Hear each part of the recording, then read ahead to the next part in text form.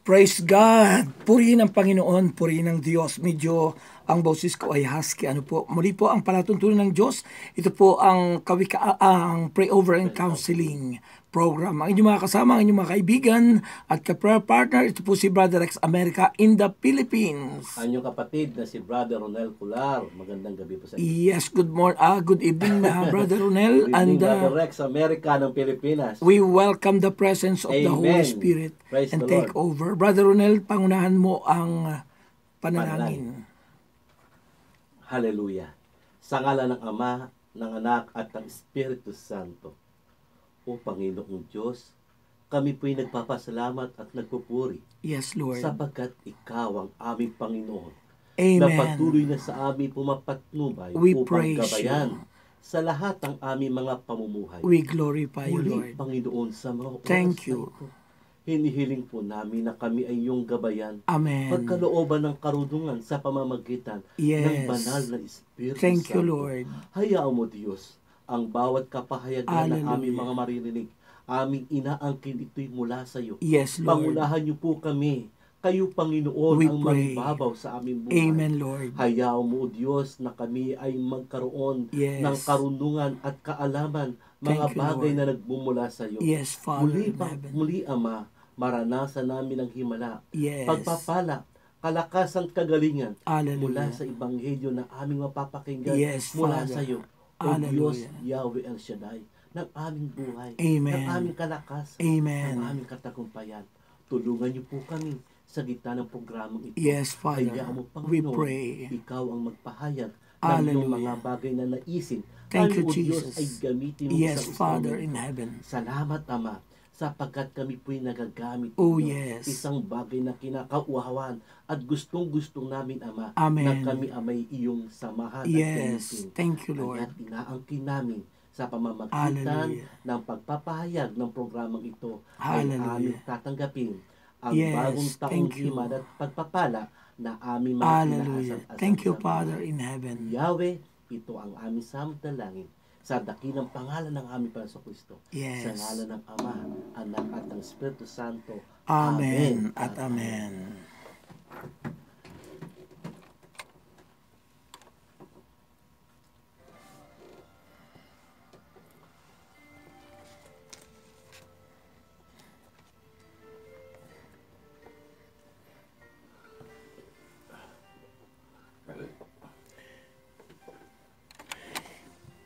Amen. Ayan, napaganda. O Jesus, minamahal kita. Amen. Okay, muli po, isang napagandang gabi po ang bati namin sa inyong lahat. Kayong lahat na nakasubaybay sa palatuntunang ito ng Diyos, ang Pray Over and Counseling ng El Shaddai Ministry. At ito nga po si Brother Rex America at si Brother... Ronel Cular. Yes, at syempre po sa ating technical side, si Brother Davidson Amen. Apostadero. At syempre yung ating mga kaibigan dyan sa control sa Noveleta, Cavite. Ayun. Iyan, siguro ngayon ay mas marami kang sasabihin, Brother Ronel, kasi medyo yung aking boses ay husky. Yan, medyo namalat, ano? Ayun. Ay bukas ay tayo MC pa, ano? Siguro mas maganda, unahin natin muna itong announcement, baka makatulog na sila. Ayun. So, Ayan. Yung sa bukas. araw ng gawain, Bukas, bukas, po ito, oo. Saturday Family Appointment with El Shaddai. Ito po ay walang iba, gaganapin sa Ambel City, San Dionisio, Parañaque City, January 5, 2019. Magsisimula po na alas 3 ng hapon hanggang alas onward po ito, mga kapatid ko kay Kristo. Ang programa po natin, magsisimula ay pangunahan po tayo ng Tapat Pat Diocesan Choir. Sila po ang opening prayer and opening worship song. At pagkatapos susundan po ng sharing ng oras ng alas 4 hanggang alas 4:15. At susundan po yun ng Holy Rosary ng alas 4:15 hanggang alas 4:40. Pangungunahan po yan ni Brother Joshua Armenta and Sister Hadassah Flores. And then magkakaroon po, susundan po yan ng The Lord's Prayers and Psalm 91, alas 4:40 hanggang alas 5 ng hapon. Susundan po yan ng Joyful Praise and Preparation for the Eucharistic Celebration, El Shaddai Gospel Music Ministry. Yan po ay alas 5 ng hapon hanggang alas 6:30 ng hapon. Yan po ay Eucharistic Celebration po yan ng alas 5 ng hapon. No? Ayan po, pangunahan po tayo ni Bishop Teodoro Bacani. Siya po ang mass presider po ay ang siya po ang ating mass presider, ang ating spiritual advisor po.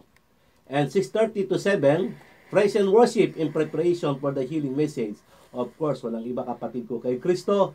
Ang gagamitin niyan ay si Brother Mike C. Velarde at pangunahan po ng El Shaddai Gospel Music Ministry, at pagkatapos po ng Gospel Music Ministry alas 7 ng hapon hanggang alas 8:30, yan po ang ating punong lingkod, ang healing message, Brother Mike C. Velarde. Kaya mga kapatid, wag po natin kakalimutan, Brother Rex, yung barya. Yes, yung Yan, coins. pinapadala ng ating punong lingkod.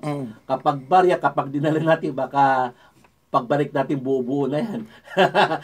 Paghihimalaan ni Yahweh El Shaddai. Amen. Yes, Yan po ang ating programa sa araw po ng bukas, January 5, no? Alas 3 ng hapon Yes. ang simula. At ang mga MC nga ay hindi mo Ang ating MC, ayun, Brother Resurrection America in the Philippines. Oo, at saka si Sister Mean Bolano. ayun, Sister Mean Bulano. Ayan. Okay, so inaanyahan po kayo na dumalo sa gawain yan. Huwag kaliligtaang dumalo sa mga pagtitipon, lalo na po yung araw ng Sabado at Ayun. Martes. Martes. Okay, Brother Ronel, ang ating pag-uusapan ngayon ay, sabi ko nga, ikaw ang magsasalita kasi Oo, medyo namabalas ka na. namabalat yung aking boses. Mula pa ito ng New Year. New Year pa Yes, ngayon. oo. Pero Kaya- talagang active ka, at kahit may duty ka, medyo hindi na magandang boses mo, patuloy ka pa rin gumagana, Brother Rex. Maganda po yan. Ayan, kailangan kasi eh.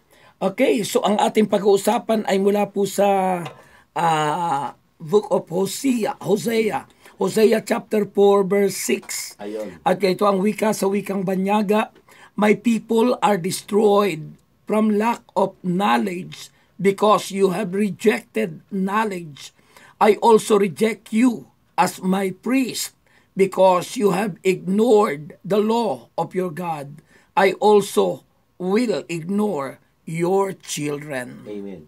Sa salitang Tagalog po, nilipo lang aking bayan dahil sa di pagpapahalaga sa akin, sapagkat itinakwil ninyo ako, kaya't itinatakwil ko naman kayo bilang saserdote, at yamang kinalimutan ninyo ang aking kautusan, kalilimutan ko rin ang inyong mga anak. Praise the Lord. Iyan, pagpalain po Amen. ng Panginoon ang pagkakabasa sa kanyang salita, Amen. Brother Ronel. Ayan, ang ating pag-uusapan ngayon yung spiritual ignorance, Brother Ayun, Ronel. maganda yan. Ano ba ang pagkakaintindi mo sa tinatawag na spiritual Ah. ignorance? Yung salitang ignorance o spiritual ignorance, kawalang pagpapahalaga, kawalang kamuwangan sa mga bagay na pang-spiritual, sapagkat ito ang isang bagay na napaka-importante na hindi na pinapahalaga ng sangkatawan, Brother Rex. At kung isipin natin, Brother Rex, katulad yan, na sinabi natin, spiritual ignorance, nalipol ang bayang Israel sa hindi pagpapahalaga at hindi pagbubukas ng kaisipan sa mga bagay na panglayunin mula sa Diyos o pang-spiritual na pamumuhay, pang-spiritual na pamamaraan. Sapagkat ito ang nais ng ating Panginoon na baguhin ang ating pagkatao upang makaranas tayo ng mga bagay na pamumuhay mula sa Diyos sa pag-spiritual. Ayun. Sabi ang liwanag dun sa dun sa verse 5, Brother Ronel? Ang sabi rito sa verse 5, o dito sa verse 6, sa parting kalagitnaan, Ayun. sabi ron, sapagkat itinakwil ninyo Ayun. ang karunungan, Ayun. itinatakwil ko rin kayo bilang mga pari. Ayun. Kasi tayo, nung tayo binyagan, ay tayo rin ay naging saserdote. Sabi nga, Jesus imparted to us yung being a mission, at yung vision na yon, yung bilang priest, Ang priest kasi ay bilang pagsamba, yung duty, Pero itong mga paring ito na tinutukoy dito sa Old Testament time, sa panahon ng mga Israelita, ito yung mga tinatawag na Jewish religion. Sila yung mga pari na hindi pa ito Catholic priest, Brother Ronel. Pero sometimes, siyempre, sa panahon ngayon, kung ano yung nangyayari noon, ay nangyayari rin ngayon.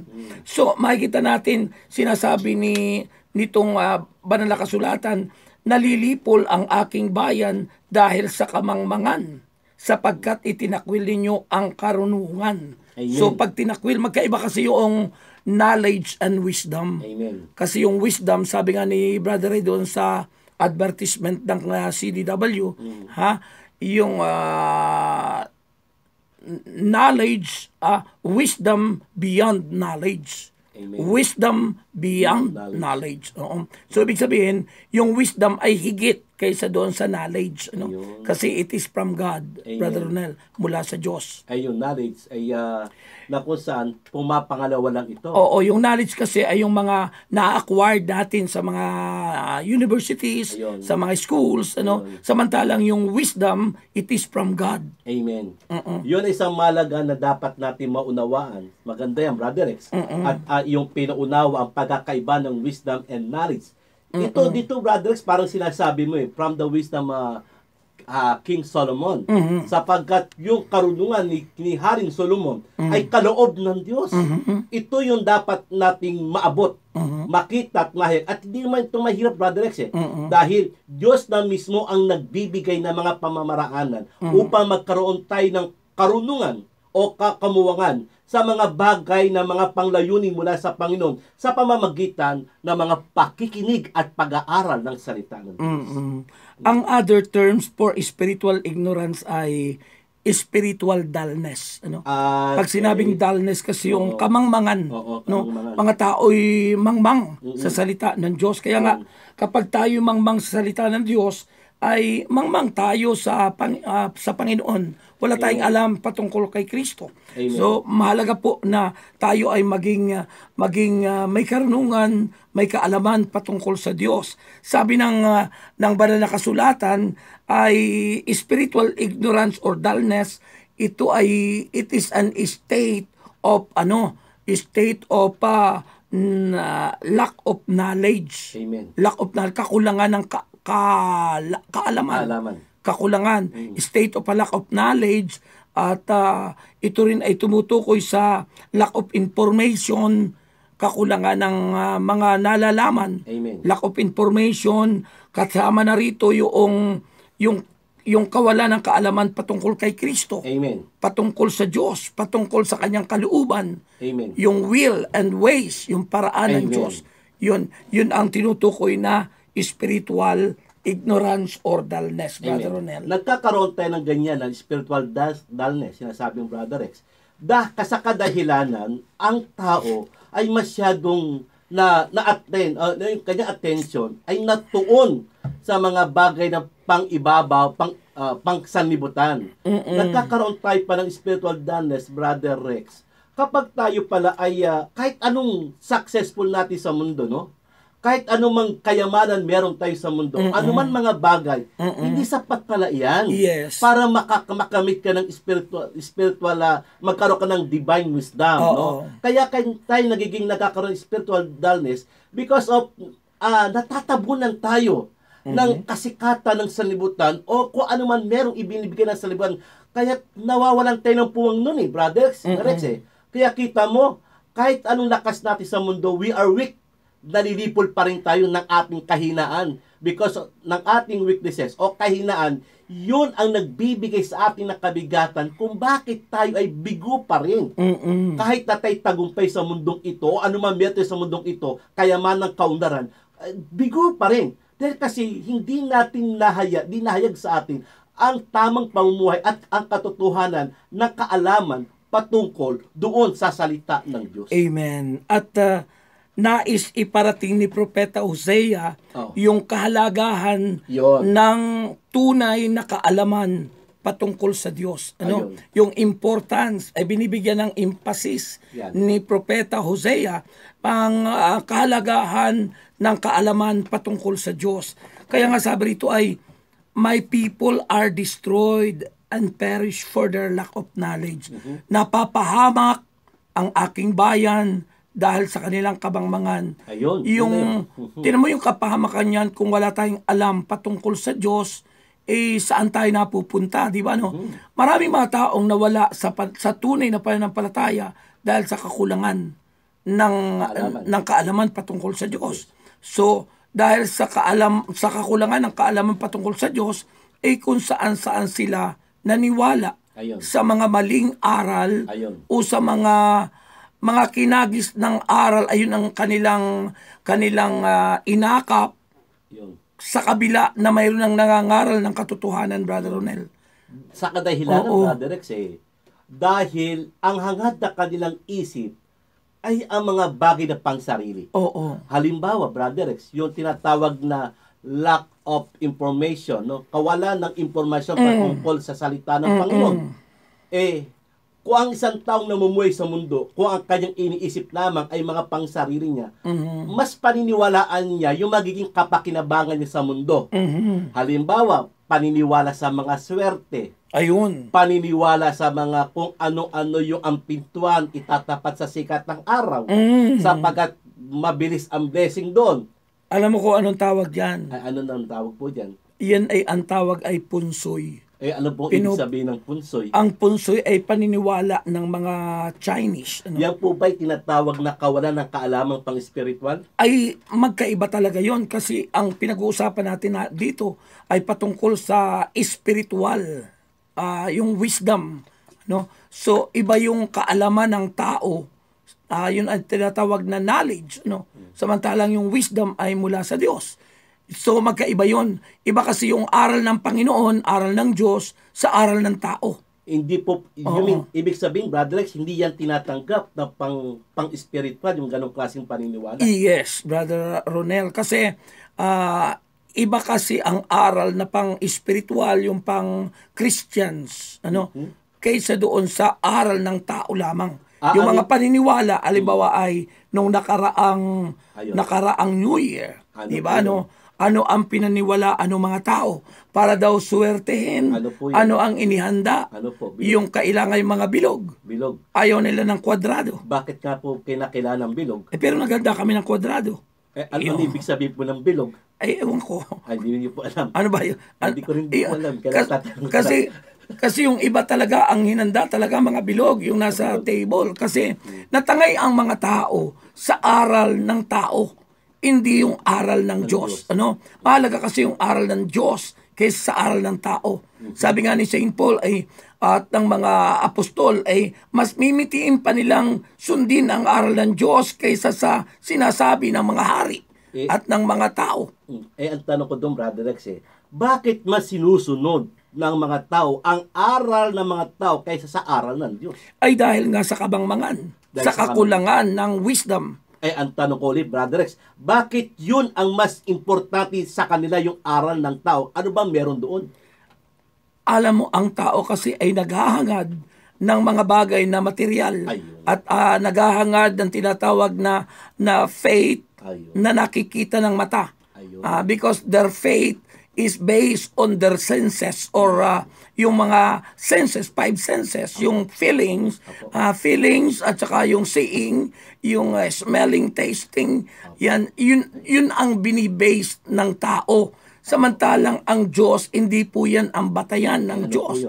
Ang batayan ng Diyos ay yung pang-6 sense at ito yung the sense of faith. Yung pananampalataya natin sa Diyos. Parang sinasabi mo, walk by faith, not by your sight. Yes, Brother Ronel.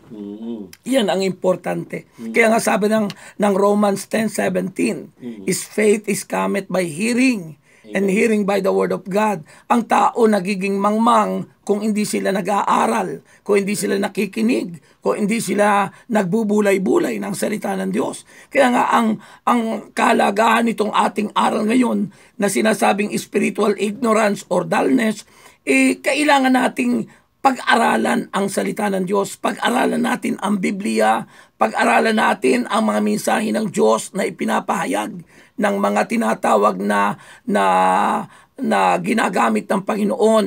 Amen. Yun yung tinatawag na yung mga instrument ng Diyos. Amen. Mediation. Amen. Yun yung mga nagmi-mediate sa Diyos, Yun yung mga ginagamit ng Panginoon. Ang tawag doon ay mediation. Amen. Yan. Ang tanong ko dito, Brother Rex, bakit ako bilang isang tao na sa mundo, kung ako naman ay nagkakaroon na pakinabang dito sa turo ng mga tao na ako'y siniswerte, bakit pa ako mag-aaral patungkol sa mga bagay na pang-espiritual kung ang buhay ko naman dito sa aral ng tao ay siniswerte ako? Ayan ang tinutukoy sa spiritual na kapahamakan, kasi ang tinutukoy na nabuhay na walang hanggan ay spiritual. Ayun. It is going to heaven. Yung mga material na ay hanggang lupa lang. Ayun. Kaya nga yung sinasabi sa College of Divine Wisdom na sinasabi ni Brother Ray is wisdom beyond knowledge. Beyond. Ibig sabihin ay higit pa dun ang wisdom sa knowledge. Beyond knowledge. Amen. So mahalaga yung wisdom, and that wisdom is yung salita ng Diyos. Amen. Yun yung karunungan na mula sa Diyos. Amen. So napakaganda pala nung Brother Rex ang sinasabi mo pala. Sa makatwid, ang isang taong nagkakaroon pa ng karunungan, kaalaman, patungkol sa salita ng Diyos, masigit pa pala na aking makiging kapakinabangan sa mga bagay ng aral ng tao sa libutan na nagbibigay ng swerte sa yung sinasabi na mas may ibinibigay pa pala itong pang-espiritual. Yes. Sapagkat nabasa ko sa Biblia no? Ang lahat ng bagay na paparam at nawawala at ay naglalaho. Ngunit yung aral tungkol sa salita ng Panginoon ay hindi magbabago.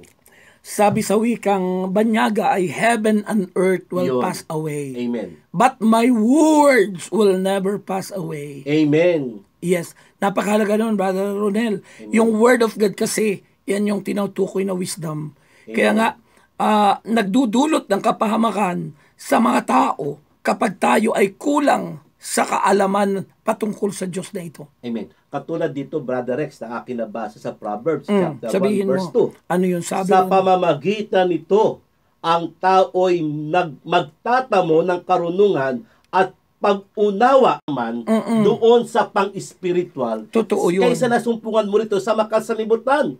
Sapagkat ang karunungan ng pangsalimutan ay merong paglilinlang upang wag mahayag ang higit na katotohanan sa pamamagitan ng aral ng salita ng Diyos. Yes. Tulad na sinasabi ng Proverbs chapter 1 verse 2, sa pamamagitan nito, ang tao'y magtatamo ng karunungan at pag-unawa sa mga salitang puno ng aral sa buhay. Yung sinasabi mo ng puno ng aral sa buhay, ito yung magbumula sa turo ng aral ng Diyos. Sa salita ni Yahweh El Shaddai. Mayroon pa ring sinabi sa sa Proverbs, Brother Ronel, Amen. sa Proverbs chapter 10 verse 21. 10 verse 21 Oo. po. Ano sabi diyan? Ang wika puro ni ganito. Ano ang sabi? Ang labi ng matuwid sa marami ay pakinabang. Oy, dahan-dahanin mo ang pagbasa, napakaganda.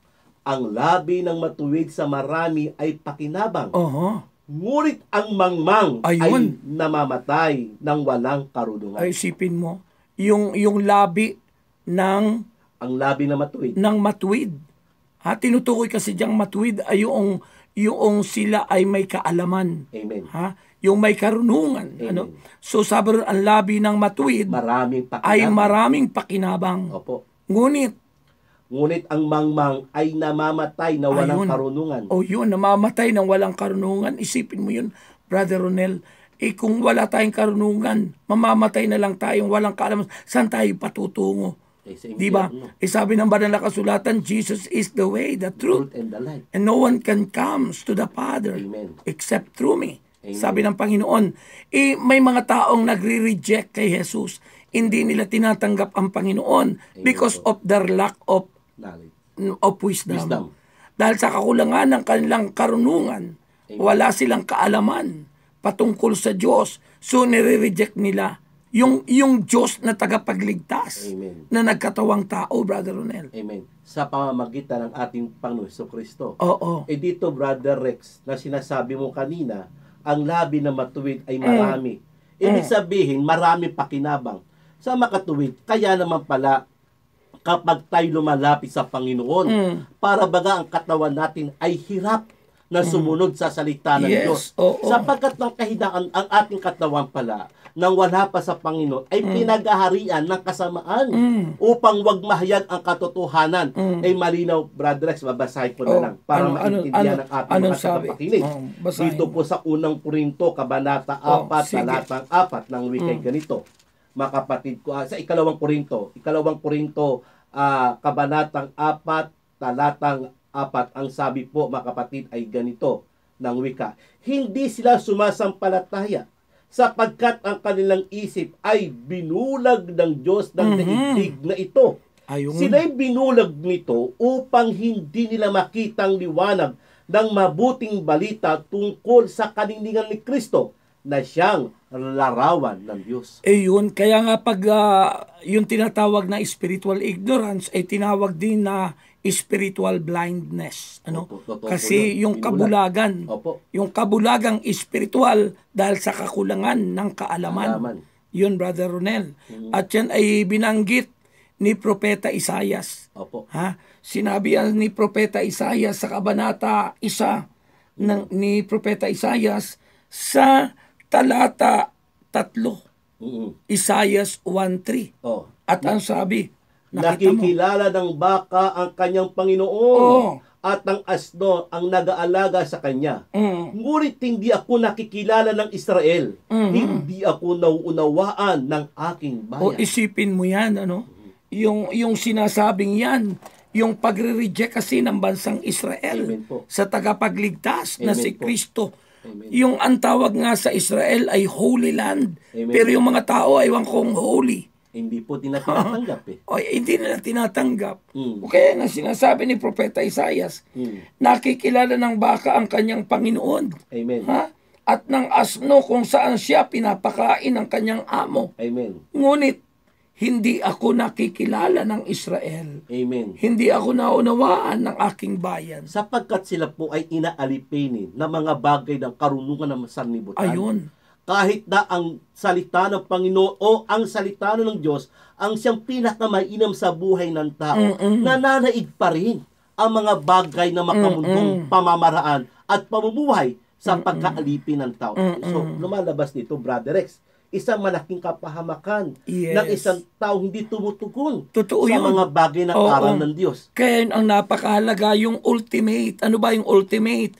Ang Diyos, yung pinakamahalaga yung aral ng Panginoon upang hindi tayo mapahamak, upang hindi tayo maligaw, Brother Ronel. Napakahalaga po nitong sinasabing ito na bahal na kasulatan. Kaya dito rin sa Hosea, sa Hosea chapter 2, verse 13. Ano naman ang sinasabi ron, Brother Ronel? Dito po sa sinasabi po ng Hosea chapter 2, verse 13. ng Hosea. Chapter 2, verse 13. Medyo nawaglit ako dito, Brother, sa Hosea. Yun din yung Hosea 4, di ba? Ibinalik lang doon sa chapter 2. Hosea chapter 2, verse 13. Chapter 2 po? Chapter 2, verse 13. 13? 13. Anong sabi po, kapatid, ay ganito. Parurusahan ko siya dahil sa mga araw ng pista ng kanyang pinagdiwang sa karangalan ni Baal. Sapagkat nagsunog siya ng kamangyan sa mga Diyos-Diyosan. Nagsuot siya ng mga alas at humabol sa kanyang mga mangingibig. At ako'y dinimot niya at pinabayaan, sabi ni Yahweh. Isipin mo yun, bakit nagawa nila yan? Dahil sa kamangmangan, At nagagawa ng tao ngayon yan. Minsan ay itinatakwil nila yung Diyos at ipinagpapalit yung ibang Diyos dahil sa kamangmangan. Di ba? Yung mga taong lumalapit doon sa mga espiritista na dinidiyos nila, Brother Ronel. It because of lack of wisdom. Yan po isang, Brother, parang sinasabi mo, na mas nangingibabaw po ang tao sa mga bagay na pang sariling pakinabangan. Kumbaga, ang hanap lang nila yung katugunan sa gusto lang nila. Kumbaga, hindi sila magsasakripisyo sa mga bagay ng aral ng Diyos. sapagkat hindi naman pala siguro yung gusto nila. For example, Yes. Brother Rex, ang hanap ko'y kagalingan. Bakit ako pupunta pa ng ospital, napakamahal po sa albularyo naman, gagaling ako. Ang hanap lang pala kagalingan. Oo. So, ibig sabihin, ito'y mga taong ito, hindi sila lalapit doon sa nagpapagaling, sapagkat naniniwala sila sapat na sa kanila ang mga bagay na sa paligid nila. Pero kung tutuusin, Brother Rex, hindi naman yung pangkatawan natin ang dapat nating pahalagahan, kundi yung ugnayan at makakilala sa Diyos na buhay na dapat nating pahalagahan. Tulad po, Brother Rex, sinasabi ni St. Paul sa Galatians chapter 2 verse 20. Ano At sinasabi kung ron? ako man ay nabubuhay ngayon, hindi na ako ang nabubuhay sa aking sarili, kundi si Kristo na aking sinasampalatayanan, na umibig sa akin, na nag-ari ng buhay, ang siya nang nabubuhay sa Ayun. akin.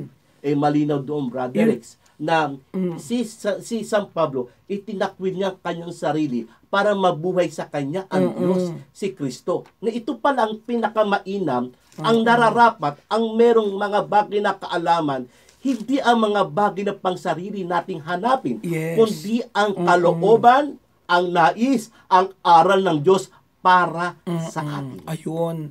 Kaya nga, yung mga taong naghahangad ng mga pang-physical lang, Brother Ronel, ayun yung mga taong ang kulang sa kaalaman. Tama po. Yun yung, sabi nga, yung my people are destroyed from lack of knowledge. Ano?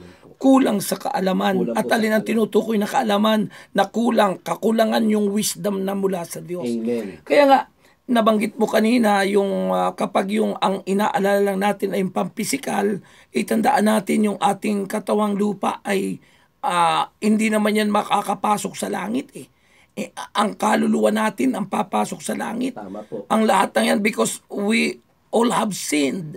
Lahat tayo nagkasala. Amen. At hindi karapat-dapat sa paningin ng Diyos. Amen. Kaya ang ating katawan ay subject to decay. Subject to decay. Subject sa pagkabulok. So, babalik sa alabok. Sinabi yan sa mga ngaral. Kabanata 12, talata 7. Ang sabi doon sa mga ngaral, sa mga ngaral, Chapter 12, verse 7.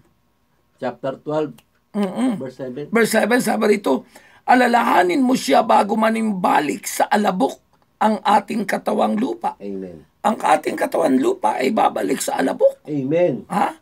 Sabi ron, ang ating hininga ay magbabalik sa Diyos Amen. na may bigay nito. O isipin mo yun, ang ating hininga, ito yung hininga ng Diyos kasi, Amen. 'di ba? Hiningahan, spirit 'yun, Amen. buhay 'yun. 'Yun yung hiram sa Diyos yung ating buhay. Ngayon, yung ating kaluluwa, hindi yung binanggit diyan sa chapter 7, sa verse 7 na 'yan. Amen. Dahil it is our choice kung saan tayo pupunta. The choice is ours, Brother Ronel. Amen. If we want to go to heaven Amen. or if you want to go to hell. Amen. Kaya, ang kaluluwa natin ay depende sa ating choice. Amen. Gusto mo ba sa langit? Amen. O gusto mo ba sa impyerno? Ngayon, ano ang susi patungkol sa pagpunta sa langit? Faith. Faith. And faith, ito'y nakukuha sa pakikinig, sabi ng Romans 10:17. Amen.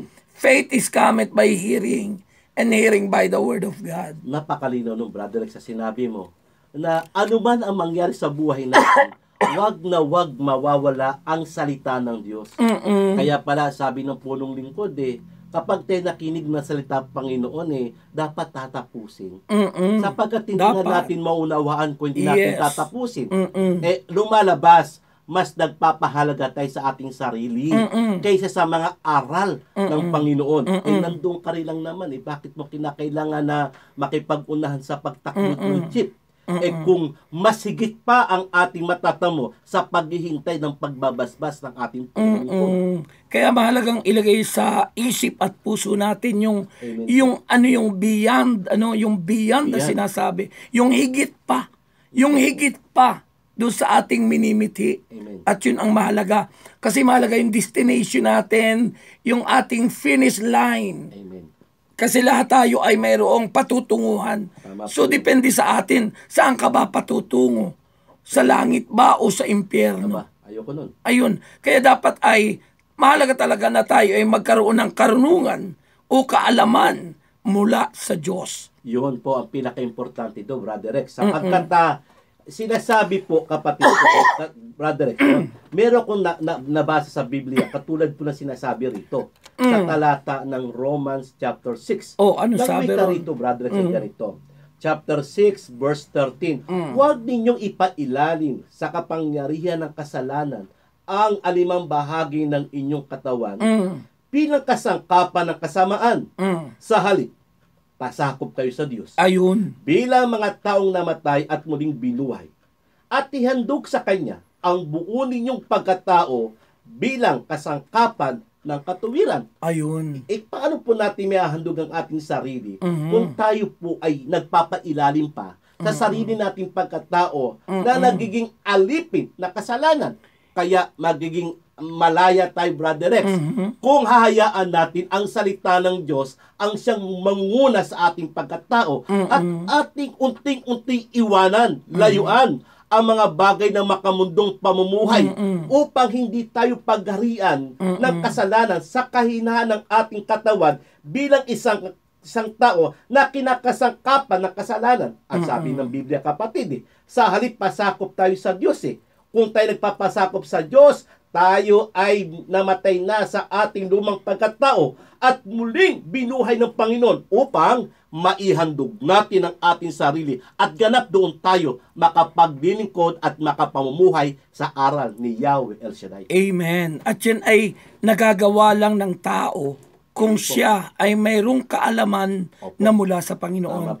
We cannot submit with someone unless we know Him better. Hindi natin maisasubmit ang sarili natin kung hindi natin kilalang ganap ang Diyos. Amen. Ngayon, kung kilala natin ganap ang Diyos, na isasubmit natin ang sarili natin at napahihintulutan natin siya na siyang kumilo sa ating buhay. Amen. Kaya yun ang tinutukoy sa about yung divine wisdom, yung karunungan na mula sa Diyos. Kaya nga, kung wala tayo nito, sabi ron ay nagiging ignorant tayo. Kapag ignorant tayo, wala tayong alam. Amen. At ang pagiging ignorant ng isang tao, sabi ron, ignorance is a part of human condition as finite creatures. Ibig sabihin may katapusan. Samantalang kung tayo ay nagtataglay ng karunungan ng Diyos, tayo ay magiging katulad ng Panginoon na infinite. Ibig sabihin ay mananatili, kaya nga tinatawag na buhay na walang hanggan. Tumutukoy sa Diyos na walang katapusan.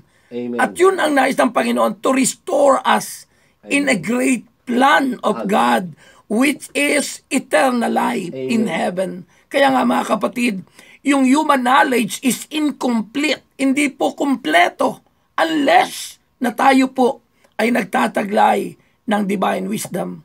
Human being can trust God whose knowledge is complete to guide their steps. Mga kapatid, yung panuntunan ng Diyos ay susundin natin, Brother Ronel. Amen. Kaya ito, ganun pala ang panawagan ng Panginoon na sinasabi na Matthew chapter 11 verse 29. Ano sabi ron? Pasanin ninyo ang aking pamatok at mag-aral kayo sa akin. Ako'y maamo at mababang loob at makasusumpong kayo ng kapahingahan para sa inyong kaluluwa. Itong pinakamainam pala. Kaya mahalaga yun. Inaanyayahan, tinatawagang mag-aral kayo sa akin, sa Panginoong Jesus. Amen. At doon makakasumpong tayo, kapatid, Brother Rex, ng isang tunay na buhay. Nakapahingahan. Nakapahingahan. Yun isang bagay na hinahanap natin. Aadin natin ang karunungan na wala naman tayong kapahingahan. Yes. Success na tayo sa mundo. Pero magulo pa rin ang ating isip. Ngunit kung tayo, kapatid, ay nag-aral kay Kristo, kahit isang katutak man ang problema natin, may kapahingahan. Yes. Dahil may karunungan mula sa Diyos. Alam mo, kapag taglay mo yung karunungang mula sa Diyos, ay nanduroon yung satisfaction. No? Nasasatisfied ka. Pero ang taong hindi nagtataglay ng karunungang mula sa Diyos, walang satisfaction. Kaya nga sabi mo yung, kahit na magtaglay ka ng napakaraming kayamanan, malaking kayamanan o gaano man kalaki, kapag wala yung magpupuno sa atin, ito yung wisdom from God. Kung paanong tinanggap ito ni King Solomon, di ba, no? Na nanduroon yung discerning of spirit. Nalalaman niya kung ano yung matuwid, kung ano yung tama, kung ano yung mali. Yung spirit na masama ay nalalaman niya. Ay tinanggap yun ni King Solomon. Ano bang pagkakaiba natin kay King Solomon? Aba, wala tayong pagkakaiba. Pares lang tayong tao. Nananampalataya. Ang mahalaga, kaya tinanggap yun ni Haring Solomon ay dahil sumampalataya siya. Amen po. Nanalig siya. Amen po. At hindi niya pinahalagaan yung mga material. Sa halip ay hiniling niya ay yung wisdom na mula sa Diyos, brother. Napakaganda nung, Brother Rex. Sapagkat Ronel, tayo po mismo ay nakakaroon ng wastong pamumuhay, hindi sa pamamagitan ng mga bagay na kakapaligid sa ating mga gintot kayamanan. Ang nagpapawasto sa buhay natin, napakaganda ay ang salita ng Diyos. Yes. Sapagkat naiaayos niya sa ating pagkatao ang tamang pamumuhay, ang tamang pakikitungo, ang tamang pakikipagkapwa sa ating kapwa, sapagkat yun ang pinaka-importante sa Panginoon, Brother Rex. Yung magkaroon tayo ng pagmamahalan, pagbibigayan, pagtutulungan, Yes. magkaroon tayo ng tinatawag ng damayan. Sapagkat kung hindi ganito ang pamumuhay natin, ganap, hindi tayo nakasumpong ng karunungan mula sa Diyos.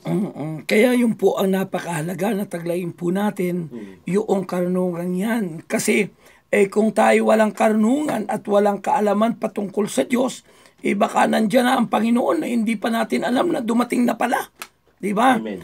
O hindi natin nalalaman yung mga sign, yung mga tanda, mga palatandaan ng kanyang pagbabalik, tayo may iiwan. Di ba?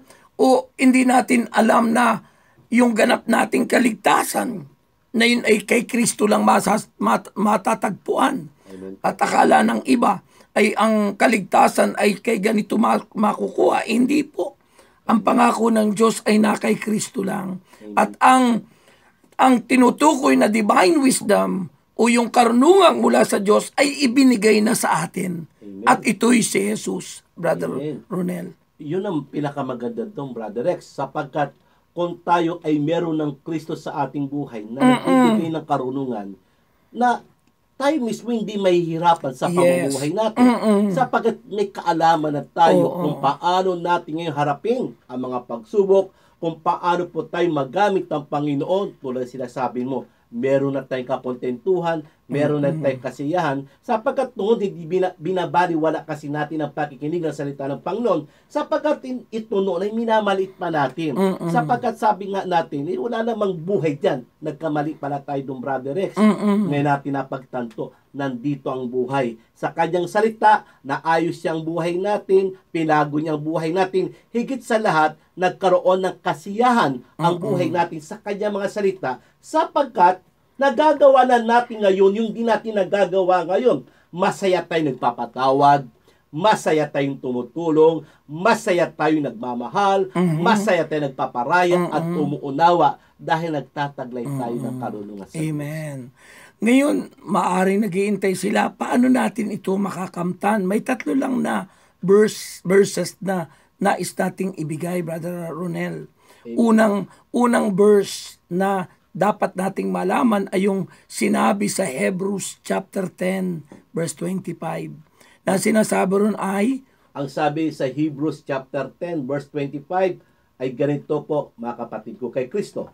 At huwag kaligtaan ang pagdalo sa ating mga pagtitipon, gaya ng ginagawa ng ilan, kundi palakasin ang loob ng isa't isa. Lalo na ngayon, nakikita nating nalalapit na ang pagdating ng Panginoon. ayun, kaya napakalaga para kamtin natin itong divine wisdom na ito, ay huwag tayong liliban sa pag-aaral ng salita ng Diyos, sa pagdalo sa fellowship, Brother Ronel. Iyon ay napakalaga kasi nga faith is cometh by hearing and hearing by the word of God. Ang pangalawang verse na dapat nating tandaan ay yung sinabi sa kay Joshua chapter 1 verse 8, di ba ano? Joshua po. Oo. Kay Joshua chapter 1 verse 8. Napakalaga no na binibigay sa atin ng Panginoon. Di ba? Sabi rin ng Joshua chapter 1 verse 8 kasi ay huwag mong kaliligtaang basahin ang aklat na iyon.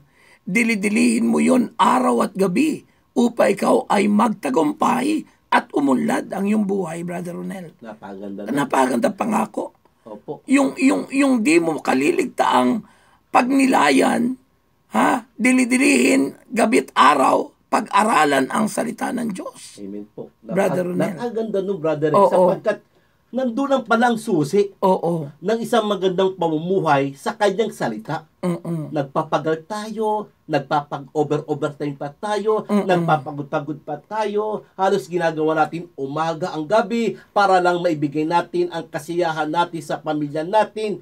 Pero nagkulang pala tayo doon, nandito lang pala Oo. sa salita ng Panginoon. Pinuno natin ng material ang mga pamilya natin, tuloy nasali sa material, hindi na sila masiyahan kapag walang material. Ayun. Ngayon, kapag sila pride din na natin sa spiritual, anuman ang mga bagay ng ating itinuro sa kanila, masaya na sila sapagkat nalaman kasi nila ang tunay nagbibigay ng kasiyahan. Ayun. At ang panghuli na susi, Brother Ronel, para taglay natin ito ay yung sinabi sa Romans 12 verse 1 and 2. Diba, ano? Ang sabi sa Romans sa Romans, no? Chapter 12 verse 1 and 2. Ayun. Sa Romans chapter 12 verse 1 and 2, ganito po ang sinasabi, mga kapatid ko, kay Kristo.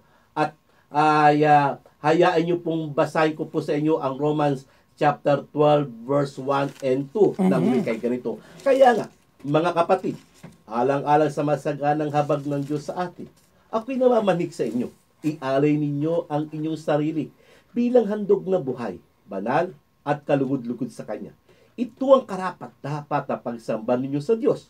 Huwag kayong umayon sa takbo ng mundong ito.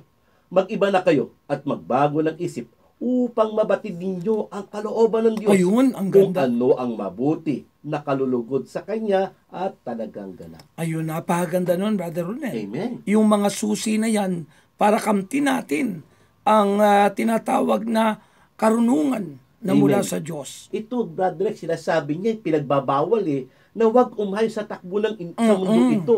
Ito is maaring, ito talaga ang sumisira ng ating mga kaisipan sa mga bagay na katotohanan. Sa inakala natin, tulad ko na, inaamin ko noon, kasiraan na ng ulo pag atin ng prayer meeting para sa aking kabaliwan yan. Sapagat aanin mo ang pagpapala, kundi ka ba magtatrabaho, sabi ko, puro naman tayo ganyan-ganyan. Mali pala. Ang isang pananampalataya at pakikinig ng aral ng Panginoon ay isang pagkilala sa pagtulong ng Diyos sa buhay natin. Ayun. Kasi yun ang pinaka-ultimate kung sa yun ang pangunahin na mahalaga sa buhay natin. Kasi sinabi yan ng Panginoon na unahin siya. Amen. Sa Matthew 6:33, seek ye first the kingdom of God and His righteousness, Amen. and all those things shall be added unto you. Kaya napakalaga na talagang uunahin natin siya. Kasi pag inuna natin siya, tsak, na ang pangako ng Diyos ay ipagkakaloob niya sa atin. Hallelujah. Napaganda ng Brother Rex. Sapagkat ay pangako pala ito ng Panginoon. Oo. Na tayo mismo kapag inuna natin si Yahweh El Shaddai, kumikilos ang Diyos para sa mga ating paniniwala. Batay sa iyong pananampalataya, mangyayari sa ating hinihiling. Amen. Kaya i-conclude na natin, Brother Ronel. Opo. So, to conclude our topic tonight, napakahalaga po na bigyan natin ng pansin ang pag-aaral ng salita ng Diyos. Yung binanggit mo kanina na sinabi sa Matthew 11:28 ay sinabi ng Panginoon na mag-aral kayo sa akin. Napakahalaga po na tayo mag-aral sa Panginoong Hesus sapagkat si Hesus po yung salita ng Diyos na ngayon po'y napapakinggan nyo na siya po'y nagkatawang tao at siya lang ang makapagliligtas sa ating lahat. Hallelujah. Amen.